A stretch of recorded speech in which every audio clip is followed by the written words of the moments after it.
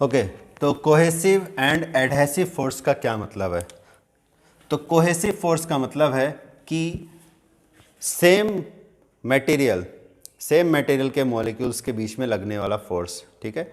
एक ही चीज़ से बना हुआ, एक मटेरियल से बना हुआ, एक सब्सटेंस से बना हुआ कोई ऑब्जेक्ट है, उसके मॉलिक्यूल्स, तो नाम याद रख सकते हैं कोहेसिव, यानी कि force between the molecules of the same substance, एक जैसे मॉलिक्यूल्स के बीच लगने वाला फोर्स, उसको बोलेंगे कोहेसिव। और एडहेसिव का मतलब क्या है? Force between molecules of different substances, force between the molecules of different substances, ठीक है। अलग अलग सब्सटेंसेस के मॉलिक्यूल्स के बीच में लगने वाला फोर्स कहलाता है adhesive force. For example, cohesive force में force between water and water molecules, ठीक है, वाटर एंड वाटर मॉलिक्यूल्स के बीच में फोर्स, एक ग्लास में पानी भरा हुआ है, उसमें जो जितने वाटर मॉलिक्यूल्स हैं वो आपस में एक दूसरे फोर्स लगा रहे हैं, दैट इज़ कोहेसिव फोर्स, ठीक है। और इसी तरह से कोई और लिक्विड का एग्जांपल ले लेते हैं, गम के जो मॉलिक्यूल्स हैं उनके बीच में आपस में लगने वाला फोर्स। अब एडहेसिव फोर्स का एग्जांपल अगर देखें, तो अगर एक कांच की प्लेट पर पानी डाल दिया जाए, ग्लास की प्लेट पे अगर पानी फेंका जाए, तो कुछ वाटर मॉलिक्यूल्स ग्लास सरफेस पर चिपके रह जाते हैं, ज़्यादातर तो गिर जाएंगे, कुछ उस पर चिपके रह जाएंगे। तो वहाँ पर क्या हुआ कि वाटर मॉलिक्यूल्स और ग्लास के जो मॉलिक्यूल्स हैं उनके बीच में एडहेसिव फोर्स है। एडहेसिव फोर्स की वजह से वाटर मॉलिक्यूल्स ग्लास पर चिपके रह जाते हैं। और कोई एग्जांपल, गम और पेपर के जो मॉलिक्यूल्स हैं उनके बीच में जो फोर्स है वो भी एडहेसिव फोर्स है। तो तुमने गम की ट्यूब पे भी लिखा देखा होगा एडहेसिव लिक्विड, उस पर लिखा रहता है, ठीक है, या सिंपली एडहेसिव भी लिखा होता है। तो वो एडहेसिव जो आया है उस पर लिखा है एडहेसिव लिक्विड, वो कहाँ से है? वो यहाँ से आया, एडहेसिव फोर्स से, ठीक है। तो वाटर और ग्लास के केस में पानी के मॉलिक्यूल ग्लास पर चिपके क्यों रह जाते हैं? ज़्यादातर हट जाते हैं लेकिन कुछ चिपके रह जाते हैं। तो ऐसा इसलिए कि वाटर और वाटर के बीच में जो कोहेसिव फोर्स था, adhesive force between water and glass, उससे ज़्यादा है। वाटर मॉलिक्यूल्स को दूसरे वाटर मॉलिक्यूल खींच के ले जाना चाहते हैं अपने साथ, लेकिन वाटर और ग्लास मॉलिक्यूल्स के बीच में जो एडहेसिव फोर्स है वो उस कोहेसिव फोर्स से ज़्यादा है, ठीक है। गम और पेपर के केस में भी ऐसा ही है। गम में गम कभी चिपकता नहीं है, गम मॉलिक्यूल में कैसे, कुछ और बोलना चाहते थे, हाँ, दो पेपर पीसेस को अगर लें, एक के ऊपर एक रखें, तो वो आपस में नहीं चिपकते हैं, मतलब उनके बीच में कोहेसिव फोर्स कम है। लेकिन अगर हम बीच में एक गम की लेयर लगा दें तो क्या होता है? गम की लेयर ने इधर वाले पेपर को भी पकड़ के रखा है और उधर वाले पेपर को भी पकड़ के रखा है, ठीक है, जिसकी वजह से क्या होता है? गम और पेपर आपस में चिपक जाते हैं, ठीक। गम और गम के मॉलिक्यूल को अलग करो तो अलग हो जाएंगे, लेकिन पेपर के साथ जो उनका एडहेसिव फोर्स है वो स्ट्रांग है। तो कोहेसिव और एडहेसिव में तुम्हें क्या याद रखना है? कोहेसिव मतलब force between the molecules of same substance, और adhesive means force between the molecules of different substances. तो इसका एप्लीकेशन क्या है, हमने ये क्यों पढ़ा है, ये अभी समझ में आएगा जब हम पढ़ेंगे angle of contact. Important topic है एंगल ऑफ कांटेक्ट और कोहेसिव एडहेसिव फोर्स, क्योंकि इसी के बेसिस पे हमारे नेक्स्ट टॉपिक्स डिस्कस होने वाले हैं। एंगल ऑफ कांटेक्ट क्या चीज़ है? सपोज ये एक सॉलिड मटेरियल है, इधर कोई सॉलिड मटेरियल है और इस तरफ एक लिक्विड है। तो तुमने देखा होगा कि कुछ लिक्विड्स सॉलिड के साथ मिलने पर, जहाँ पर उनका बाउंड्री है, जहाँ इंटरेक्शन हो रहा है, वहाँ पर कुछ लिक्विड ऐसे सॉलिड में ऊपर चढ़े रहते हैं, जबकि कुछ लिक्विड्स की क्या प्रॉपर्टी होती है कि वो सॉलिड से थोड़ा दूर भागते हैं, ठीक है। इस तरह का कुछ कांटेक्ट वाली पोजीशन पर सीन बनता है।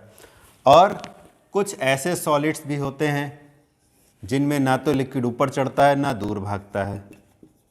तो ये सब जो डिफरेंट सिचुएशंस हैं, इनके लिए कोहेसिव और एडहेसिव फोर्स ही रिस्पॉन्सिबल हैं, ठीक है।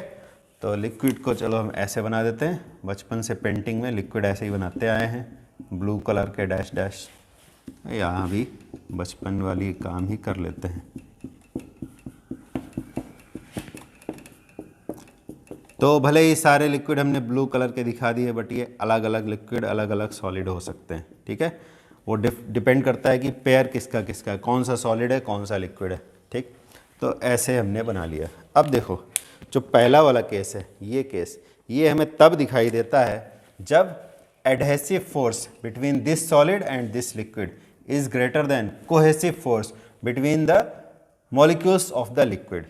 समझ में आई बात? लिक्विड के जो मॉलिक्यूल्स हैं, मान लो यहाँ पर एक मॉलिक्यूल है, ठीक है, उसको ये दूसरा लिक्विड मॉलिक्यूल इस तरफ खींच रहा है कि भाई तुम हमारे दोस्त हो, हमारे भाई हो, हमारे घर के आदमी हो, हमारे साथ आओ, कोहेसिव फोर्स। इस लिक्विड मॉलिक्यूल को जो यहाँ सरफेस के साथ कांटेक्ट में है, दूसरा लिक्विड मॉलिक्यूल इसको अपनी तरफ खींच रहा है कि हमारे साथ चलो, तुम तो हमारे घर के आदमी हो। लेकिन सॉलिड जो है, सॉलिड इस लिक्विड मॉलिक्यूल पर जो एडहेसिव फोर्स लगा रहा है वो इस कोहेसिव फोर्स से बड़ा है। ठीक है, यानी सॉलिड जो इसको खींच रहा है अपनी तरफ वो इस C से बड़ा है, इसीलिए ये लिक्विड मॉलिक्यूल इस सॉलिड के साथ चिपका रहता है। अपने घर वालों के साथ नहीं जा कर के सॉलिड के मॉलिक्यूल्स के साथ ज़्यादा दोस्ती निभाता है। और उस केस में A ग्रेटर देन C के केस में इस तरह का हमें कॉन्टैक्ट पॉइंट पर लिक्विड मॉलिक्यूल सॉलिड पर चढ़ा हुआ दिखाई देता है।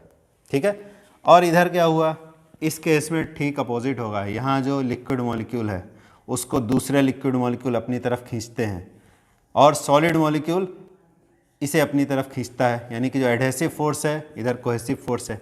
इस केस में एडहेसिव फोर्स छोटा है और कोहेसिव फोर्स बड़ा है कि भाई हम तो अपने घर वालों के प्रति वफादार हैं, हम अपने घर वालों के साथ जाएंगे। कोहेसिव फोर्स बड़ा है, सॉलिड हमें कितना भी लालच दे हम उधर नहीं जाएंगे। ठीक है, adhesive force is less than the solid, cohesive force between solid and liquid is less than the cohesive force between liquid and liquid molecules। इस केस में क्या होता है, यहाँ जो लिक्विड मॉलिक्यूल है ये अपना न्यूट्रल टाइप का है कि ना हमें घर वालों से कोई ज़्यादा प्रेम है और ना ही हमें इस सॉलिड के साथ कोई प्रेम है। यानी कि यहाँ पर एडहेसिव फोर्स और कोहेसिव फोर्स दोनों जब बराबर होते हैं तो ऐसा होता है कि लिक्विड मॉलिक्यूल ना तो सॉलिड के साथ चिपकता है और ना सॉलिड से दूर भागता है, दोनों एक जैसे होते हैं। अब ग्रेटर देन और लेस देन दिखाने के लिए हम चाहें तो बड़े या छोटे वेक्टर्स का यूज़ कर सकते हैं, बट डायरेक्शन को सीरियसली मत लेना। जो इस डायग्राम में दिखाया गया है, यहाँ पर हमने C को बड़ा दिखा दिया, A को छोटा दिखा दिया, और यहाँ पर हम A को बड़ा दिखाते हैं जस्ट फॉर मेमोरी, इसको याद रखने के लिए। ठीक है, तो यहाँ पर दोनों बराबर दिखा दिए, A और C बराबर हैं। तो ये जो कॉन्टैक्ट पोजिशन है, कॉन्टैक्ट पॉइंट जो है, ये पॉइंट है, पॉइंट ऑफ कॉन्टैक्ट है। ठीक है, इसको बोलते हैं पॉइंट ऑफ कांटेक्ट, जहाँ पर लिक्विड और सॉलिड का कांटेक्ट हो रहा है। तो इसी जगह पर एंगल ऑफ कांटेक्ट हमें देखने को मिलता है। ठीक है, अब दूसरा डायग्राम बना लेते हैं एंगल ऑफ कांटेक्ट को समझने के लिए। तो ध्यान से समझना, एंगल ऑफ कांटेक्ट में एक खास बात है, उसको याद रखना ज़रूरी है। सपोज ये हमारा सॉलिड है, इस तरफ इस लाइन से लेफ्ट साइड में सॉलिड है और राइट साइड में एक लिक्विड है। मान लो कि हमने ऐसा वाला बना लिया समझने के लिए, इधर है लिक्विड। ठीक, तो पॉइंट ऑफ कांटेक्ट तो समझ ही गए होंगे। पॉइंट ऑफ कांटेक्ट पर अगर देखें तो मान लो ये हमारा पॉइंट ऑफ कांटेक्ट है यहाँ पर। अब इस पॉइंट ऑफ कांटेक्ट पर टेंजेंट बनाया जाए सरफेस ऑफ लिक्विड के अलोंग, तो सरफेस ऑफ लिक्विड के अलोंग अगर हमने टेंजेंट बनाया तो ऐसा कुछ टेंजेंट बनेगा। ठीक है, ये बना, इसको हम लिख देते हैं ताकि याद रहे, tangent along the surface of liquid, liquid surface के अलोंग टेंजेंट बनाएंगे। तो टेंजेंट बनाने पर देखो सॉलिड के साथ दो एंगल्स बन रहे हैं, एक एंगल और लिक्विड के अंदर वो टेंजेंट सॉलिड के साथ जो एंगल बना रहा है, that angle is called angle of contact. ठीक है, angle between the tangent drawn on the liquid surface at point of contact makes an angle with the solid surface, that angle is called angle of contact. ठीक है, समझ में आया? ये angle of contact है जो लिक्विड में बन रहा है, ये वाला नहीं। ये भी टेंजेंट और सॉलिड के बीच एंगल है, ये एंगल नहीं लेना है, ये एंगल लेना है जो लिक्विड के अंदर साइड में बन रहा है। ठीक है, तो इसको हम हटा ही देते हैं, जो चीज़ की ज़रूरत नहीं है इसको क्यों रखना कन्फ्यूज़न के लिए। तो ये हमारा एंगल ऑफ कांटेक्ट हुआ। ठीक, दिस इज आवर लिक्विड। अगर ऐसा वाला सरफेस होता जिसमें एडहेसिव फोर्स बड़ा था और कोहेसिव फोर्स छोटा था, ये यहाँ पर बना लेते हैं। ये हमारा इधर है सॉलिड और सपोज ये लिक्विड सरफेस है यहाँ पर। अब हम यहाँ पर टेंजेंट बनाएंगे और देखेंगे कि ये बना दिया टेंजेंट।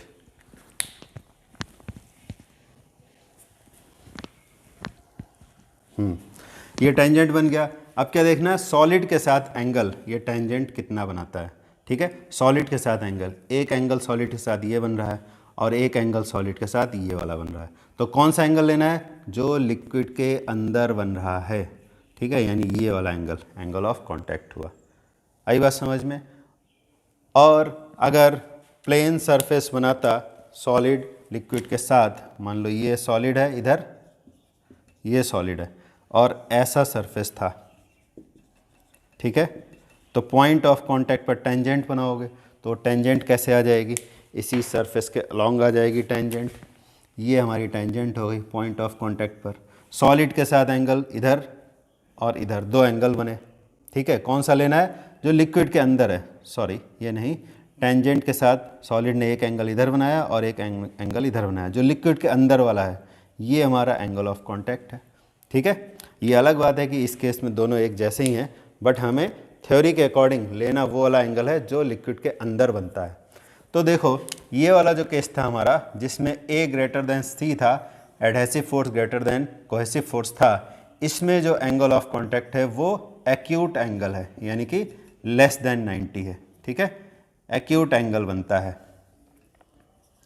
Acute angle. ठीक, इसमें देखो जिसमें कोहेसिव फोर्स एडहेसिव फोर्स से बड़ा है, इसमें जो एंगल ऑफ कांटेक्ट है वो ऑब्ट्यूस एंगल बनता है। इस केस में जब A इक्वल टू C है तो एंगल ऑफ कांटेक्ट हमारा 90 डिग्री है, ना एक्यूट है ना ऑब्ट्यूस है, 90 डिग्री है। तो ये तो हुआ एंगल ऑफ कांटेक्ट।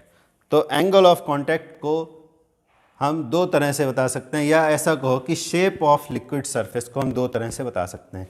या तो ऐसा बोलो कि A ग्रेटर देन C होगा तो शेप ऑफ लिक्विड ऊपर की तरफ चढ़ा हुआ होगा, यानी अगर ऊपर से देखें तो कॉनकेव दिखाई देगा। इसमें अगर देखें यहाँ पर, अगर C बड़ा है तो कॉन्वेक्स दिखाई देगा सरफेस, देखो कॉन्वेक्स जैसा दिख रहा है ऊपर से। और अगर A और C बराबर हैं तो प्लेन सरफेस दिखाई देगा। फिर अगर एंगल ऑफ कांटेक्ट के टर्म्स में कहें, ये तो हमने A और C का कंपैरिजन करके कहा, अगर एंगल ऑफ कांटेक्ट के टर्म्स में कहें तो अगर एंगल ऑफ कांटेक्ट एक्यूट है तो concave surface, angle of contact obtuse है तो convex surface, angle of contact 90 degree है तो प्लेन सरफेस। ठीक है, यहाँ तक बात समझ में आ गई।